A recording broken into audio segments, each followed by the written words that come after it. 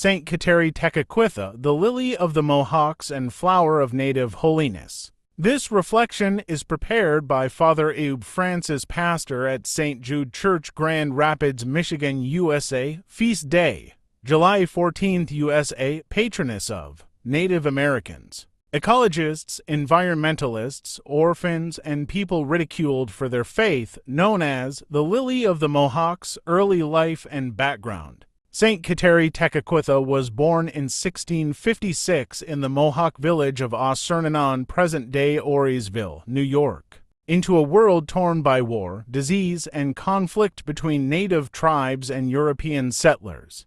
Her mother was an Algonquin Christian, and her father was a Mohawk chief.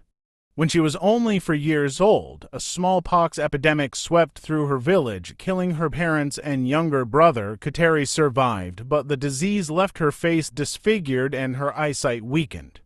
Orphaned and marked by suffering, she was adopted by her uncle, a Mohawk chief who strongly opposed Christianity, conversion, and baptism. Despite her physical limitations and the anti-Christian sentiment in her village, Kateri was drawn to the teachings of the Jesuit missionaries. She was deeply moved by their message of Jesus Christ and the dignity of every human soul. At age 19, she asked to be baptized.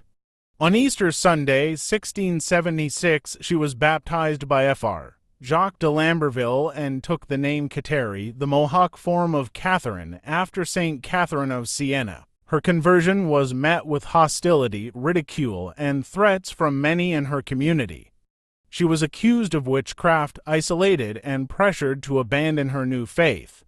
But Kateri stood firm with humility and grace, accepting suffering for the sake of Christ. Life of Virginity and Holiness. In 1677, Kateri fled her village and walked over 200 miles to Conowake, a Christian mission near Montreal, Canada, where she could practice her faith freely.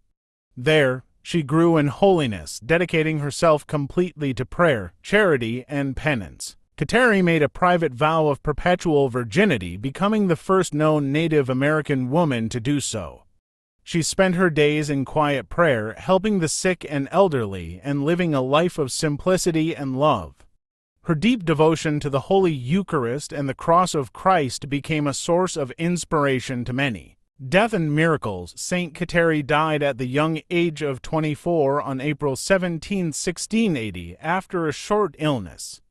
Her final words were, "Jesus, I love you." Witnesses reported that soon after her death, the smallpox scars on her face miraculously disappeared, and her face became radiant and beautiful.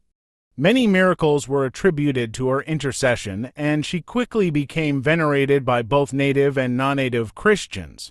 Canonization and sainthood. Kateri Tekakwitha was beatified by Pope John Paul II in 1980 and canonized by Pope Benedict XVI on October 21, 2012.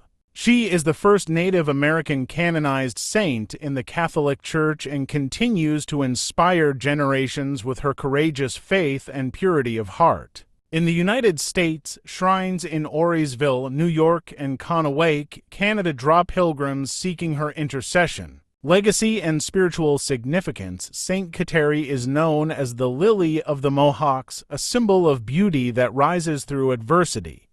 She is revered for her devotion to Christ, her respect for creation, and her witness to chastity, charity, and sacrifice. She is a powerful example of enculturation where the gospel truly takes root in indigenous soil without destroying native identity.